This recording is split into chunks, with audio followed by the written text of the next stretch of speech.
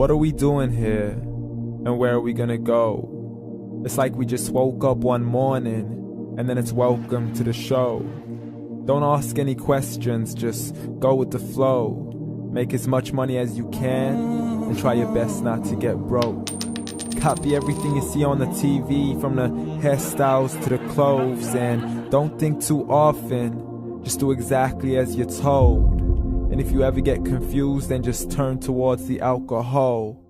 You'll still hear your thoughts, then just turn up the radio as you learn to live a lifestyle of drugs, sex, and rock and roll. But in all honesty, I just need to know, is there more to the cycle than growing and getting old? Living and dying just to leave behind a happy home and a whole lot of property that somebody else is going to own. I just really need to know before the casket's closed, 'cause I'm not willing to gamble with my soul, nor am I ready to take any chances. These are just simple life questions and I'm just searching for some answers. Like, what are we doing here? And what is our purpose? How did we get here, and who made us so perfect?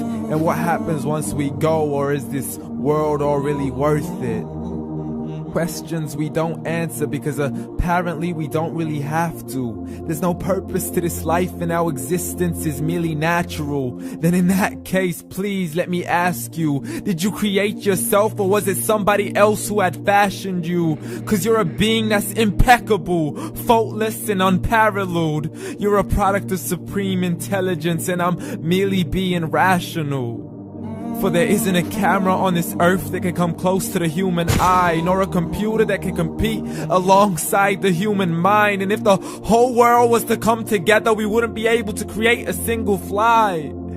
So many signs, yet we still deny. As science tries to justify that all this could come from none, when it's a simple sum. 0 plus 0 plus 0 cannot possibly ever give you 1. So from where did all this order come?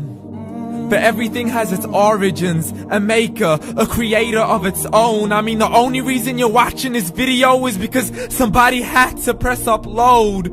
So we can believe in the Big Bang, but I'd rather believe in He who caused it to explode. Allah, the creator of everything along with every single soul.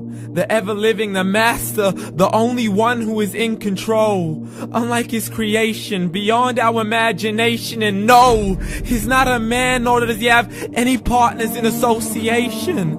He's on his own. And no, he did not ever leave us alone.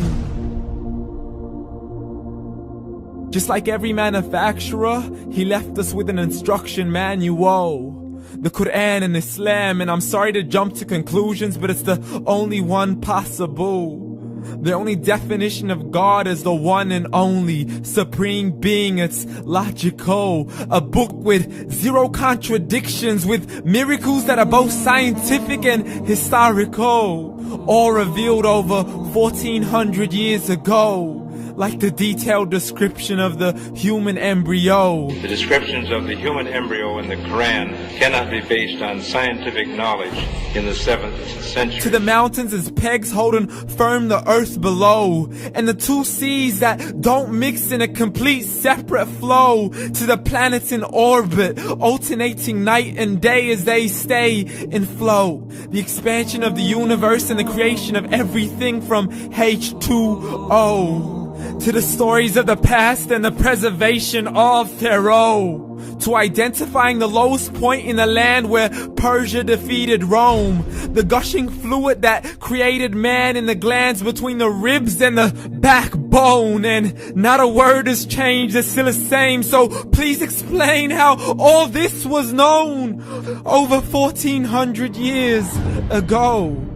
To a man who couldn't read or write as he would recite whatever the angels spoke.